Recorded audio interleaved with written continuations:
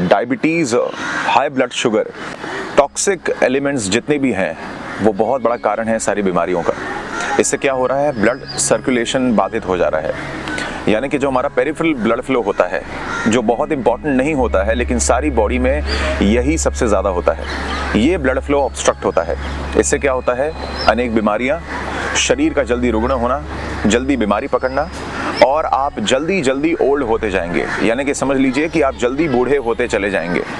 तो ऐसे में दोस्तों, हर एक एज के इंसान के लिए कौन से वो कुछ आसन होंगे जिसका अभ्यास आप हर दिन करके अपने शरीर को बेहतर कर सकते हो, ये पेरिफेरल ब्लड फ्लो बढ़ा सकते हो, और इसके साथ साथ क्या बोलते हैं, अपना ब्लड सर्कुलेशन इंप्रूव कर सकते हो। ठीक है, लेफ्ट पैर को फोल्ड कर लेना, राइट पैर से जो वीनस ब्लड फ्लो है उसको पहले ऊपर की तरफ लेके आएंगे, हाथ नीचे, राइट पैर को ऊपर लाना और ऊपर लाना।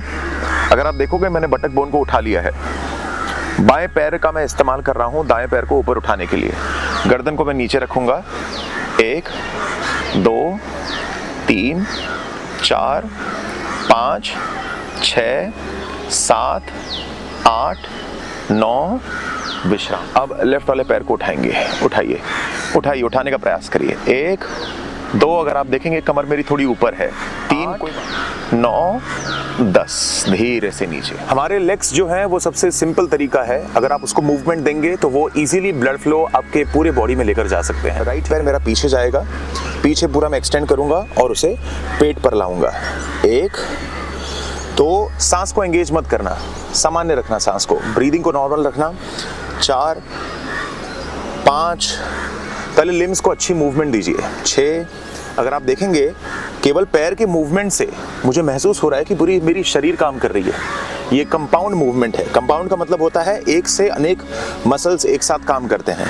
5 6 और 10, नीचे रख देना। तो ये था हमारा दूसरा अभ्यास।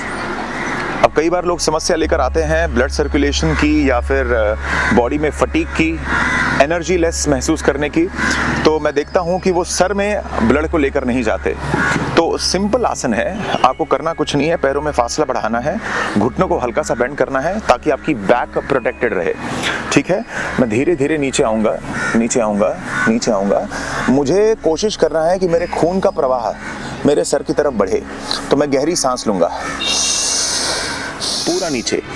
अब गर्दन को नीचे झुका लूंगा, जो क्राउन का हिस्सा है वो जमीन से समांतर रेखा में होगा। अब याद रहे, जिनको वर्टिगो की या फिर मान लीजिए चक्कर आने की समस्या है, डिजीनेस महसूस करने की, तो वो नीचे मत देखिए और सर को उठा कर रखिए। और जिनको नहीं, वो पूरा नीचे जा सकते हैं।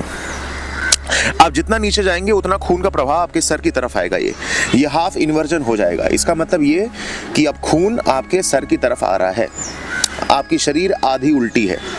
1 2 3 4, विश्राम। हाथ का सहारा लेके वापस आ जाओ। और स्पाइन को हम सब जानते हैं कि ये ब्रेन का एक्सटेंशन है। तो अगर आप ब्लड फ्लो बढ़ाने का प्रयास कर रहे हो और आपने स्पाइन पर वो प्रेशर नहीं क्रिएट किया है, वो एंगेजमेंट क्रिएट नहीं की है, तो इससे तकलीफ हो सकती है। पैर को सेपरेट करेंगे तो मेरा प्रेशर कॉन्सेंट्रेटेड हो जाएगा मिडिल में। तो मैं क्या करूँगा, हाथों को हल्का सा नीचे रखूँगा। 1 2 3 4। अब मैं हाथ को बड़ी ही सरलता से हल्के हाथों से मैं दबा रहा हूं ताकि मेरी पीठ ऊपर आए। 4 5 6। अभ्यास जिनको बैक पेन है, सिवियर बैक पेन है, वो भी इसे करके देख सकते हैं, काफी आराम मिलेगा। एक बार अभ्यास करके देख सकते हैं, इससे कोई हानि नहीं होगी। जितने भी अभ्यास हैं उनको कम से कम 6 सेट या 7 सेट आप उसको रिपीट करना। इससे शरीर इस अभ्यास के आदी हो जाएगी, आपको आपके बिहेवियर में ये प्रैक्टिस आ जाएगी और फिर ये आप पर काम करना शुरू करेगा।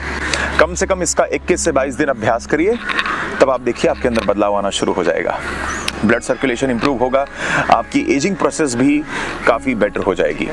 इसका अभ्यास करिए और हमारे चैनल को सब्सक्राइब करिए। ऐसी महत्वपूर्ण जानकारी, ज्ञान, अध्यात्म से जुड़ी हुई हम लेकर आते हैं। हरिओम, जय गुरुदेव।